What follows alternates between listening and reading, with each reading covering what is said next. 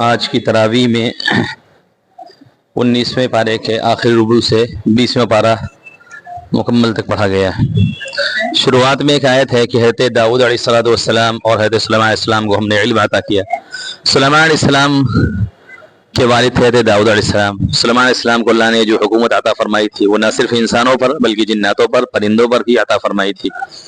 اور سلیمان علیہ السلام کو اللہ تعالیٰ نے پرندوں کی بولیاں سمجھنے کا علم بھی عطا فرمایا تھا۔ چنانچہ ایک مرتبہ وہ جا رہے تھے اور ایک چیونٹی تھی، اس نے اپنی ساتھی چیونٹیوں سے کہا کہ تم سب کے سب اپنے بلوں میں چلے جاؤ، کہیں ایسا نہ ہو کہ سلیمان علیہ السلام اور ان کا لشکر تمہیں بے خبری میں رعب نہ ڈالے۔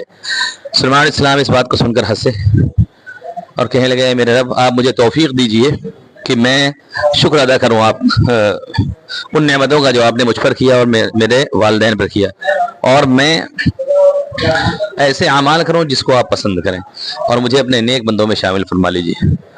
سلیمان علیہ السلام کے پاس ہدہد نام کا پرندہ بھی تھا جو ان کے پاس رہا کرتا تھا۔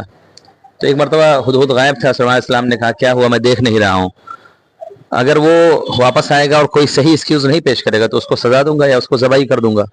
تھوڑی دیر کے بعد ہدہد واپس آ گیا اور اس نے آ کر بتایا کہ میں ایک ایسی قوم کے پاس سے آیا ہوں جو قوم سورج کی پوجا کرتی ہے اور اس کی سربراہی کرتی ہے، ان کی لیڈر ہے ایک خاتون عورت۔ سلیمان علیہ السلام نے ہدہد کی طرف کے ساتھ خط بھیجا کہ یہ خط لے جا کے اس کے پاس ڈال دو، اور خط شروع ہو رہا تھا انہ من سلیمان و انہ بسم اللہ الرحمن الرحیم، کہ خط حضرت سلیمان علیہ السلام کی جانب سے ہے اور شروع اللہ کے نام سے جو بڑا مہربان نہایت رحم والا ہے۔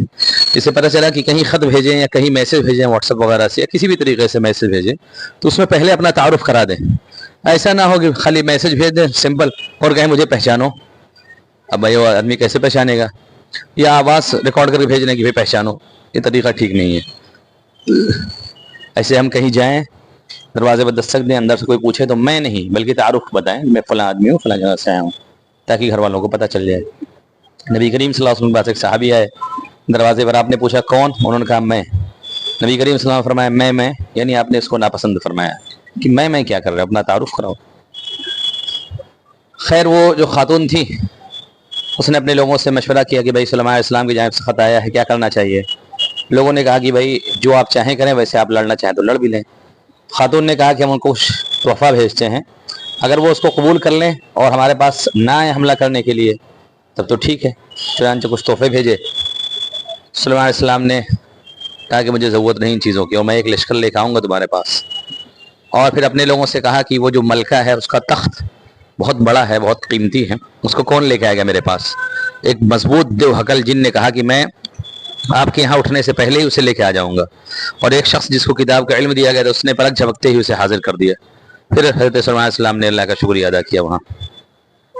پھر 20واں پارہ شروع ہوتا ہے کہ زمین و آسمان کو کس نے بنایا، اور آسمان سے پانی نازل کر کے اس سے پھر چیزوں کو کس نے اگایا تمہارے لیے، زمین کو ٹھہرنے کی جہاں کس نے بنائی، اور پہاڑ کو میخ اور کیل کس نے بنا دیا، کون ہے جو پریشان حال کی پریشانیوں کو دور کرتا ہے اور تکلیف دور کرتا ہے؟ ظاہر ہے سب چیزیں اللہ تعالیٰ ہی کرتے ہیں۔ آگے ایک نئی سورہ شروع ہو رہی ہے اور اس میں سورہ قصص ہے، اس میں موسیٰ علیہ السلام کا تذکرہ ہے کہ موسیٰ علیہ السلام پیدا ہونے والے تھے کہ فرعون کو کسی نے خبر دی کہ ایک بچہ پیدا ہوگا جو آپ کی حکومت ختم کر دے گا۔ موسیٰ علیہ السلام بنی اسرائیل میں پیدا ہونے والے تھے، فرعون نے حکم دے دیا کہ بنی اسرائیل کے جتنے بھی بچے پیدا ہوں سب کو قتل کر دیا جائے۔ چنانچہ الگ الگ بات ملتی ہے کہ 40,000 کے قریب بچے قتل کر دیے گئے۔ پھر موسیٰ علیہ السلام جب پیدا ہوئے تو ان کی والدہ کو اللہ نے ان کے دل میں ڈالا کہ جب بچہ پیدا ہو اور خطرہ ہو کہ تمہیں کوئی اس کو قتل کرے تو اس کو ایک باکس میں کر کے دریا کے حوالے کر دیں۔ چنانچہ ان کی والدہ نے اسی طریقے سے کیا، دریا میں ڈال تو دیا لیکن ان کا دل ظاہر بچے کی محبت سے بے قرار تھا، تو ان کی بہن سے، موسیٰ علیہ السلام کی بہن سے کہا کہ آپ دور دور سے دیکھتے رہیں۔ چنانچہ وہ صندوق جس میں موسیٰ علیہ السلام ڈال کر دریا میں ڈالے گئے تھے وہ تیرتا ہوا چلا گیا، اس کو فرعون کے محل کے لوگوں نے اٹھا لیا اور لا کر فرعون کی بیوی حضرت آسیہ کے سامنے کھولا۔ حضرت موسیٰ علیہ السلام اندر سے نکلے، خوبصورت تھے، اللہ نے ایک جہاں فرمایا ہے وَأَلْقَيْتُ عَلَيْكَ مَحَبَّةً مِّنِّي، اسپیشل محبت ڈال دی تھی اللہ نے کہ جو دیکھتا ہے اس کو پسند کرتا تھا۔ تو حضرت آسیہ جو فرعون کی بیوی تھی، انہوں نے کہا کہ ہم اس کو پال لیتے ہیں، اور فرعون سے کہا کہ ہم اس کو اپنا بیٹا بنا لیتے ہیں۔ فرعون نے کہا ٹھیک ہے۔ اللہ نے فرمایا کہ فرعون یہاں غلطی کرنے والا تھا کہ جس بچے سے بچاؤ کے لیے وہ اتنے بچوں کو قتل کر رہا تھا، وہی بچہ ان کے گھر پہنچ گیا، لیکن ان کو پتہ بھی نہیں تھا۔ خیر، پھر موسیٰ علیہ السلام جوان ہوئے اور غلطی سے قتل ہو گیا موسیٰ علیہ السلام سے۔ ایک آدمی کو ایک تھپڑ مارا، وہ قتل ہو گیا، مر گیا وہ۔ اب موسیٰ علیہ السلام کی تلاش شروع ہوئی۔ موسیٰ علیہ السلام کے خیر خواہ نے بتایا کہ آپ کے قتل کی تدبیریں ہو رہی ہیں، آپ نکل جائیے۔ چنانچہ وہ وہاں سے نکل کر مدین پہنچے۔ وہاں ایک کنواں تھا جہاں پر کچھ لوگ اپنے جانوروں کو پانی پلا رہے تھے۔ دو لڑکیاں تھیں جو اپنے جانوروں کو روک کے کھڑی ہوئی تھیں۔ موسیٰ علیہ السلام نے وجہ پوچھی، کہنے لگے ہم ان لوگوں کے ساتھ نہیں پلاتے، اور ہمارے ابا بہت بوڑھے ہیں، وہ آ نہیں سکتے ہیں، تو ہم لوگ ایسے کنارے رہیں گے، جب یہ لوگ چلے جائیں گے تب ہم پانی پلائیں گے اپنے جانوروں کو۔ موسیٰ علیہ السلام نے ان کے جانوروں کو پانی پلا دیا اور وہ وقت سے پہلے گھر پہنچ گئیں، اور والد کو جا کے بتایا۔ والد کے نام تھا حضرت شعیب علیہ السلام۔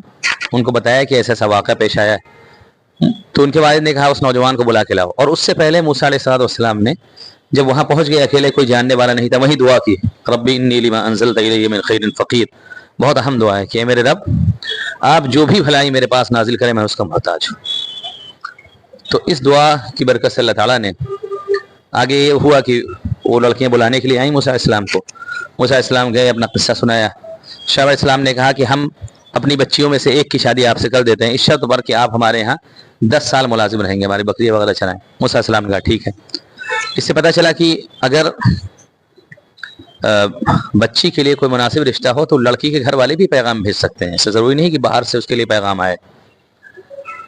حضرت حفصہ رضی اللہ عنہ جو حضرت عمر رضی اللہ عنہ کی بیٹی تھی، ان کا شوہر سے جب علیحدگی ہو گئی، یعنی طلاق ہوا یا بیوہ ہوئی، تو انہوں نے حضرت بکر رضی اللہ عنہ سے کہا کہ آپ ہماری بیٹی سے شادی کر لیں۔ حضرت بکر رضی اللہ عنہ خاموش رہے۔ حضرت عثمان رضی اللہ عنہ سے کہا، انہوں نے منع کر دیا کہ نہیں، میں ضرورت نہیں ہے۔ پھر نبی کریم صلی اللہ علیہ وسلم سے شادی ہو گئی، تو حضرت بکر رضی اللہ عنہ نے بتایا کہ اصل میں نبی کریم صلی اللہ علیہ وسلم نے ان سے شادی کا تذکرہ کیا تھا، اس لیے میں خاموش تھا، اگر نبی کریم صلی اللہ علیہ وسلم شادی نہ کرتے تو میں خود شادی کر لیتا۔ ایک حدیث میں آپ نے فرمایا کہ جب تمہارے پاس کوئی ایسا شخص پیغام لے کے آئے جس کے دین اور ایمان سے تم مطمئن ہو تو اس سے نکاح کر دو، نہیں کرو گے تو پھر فساد ہوگا۔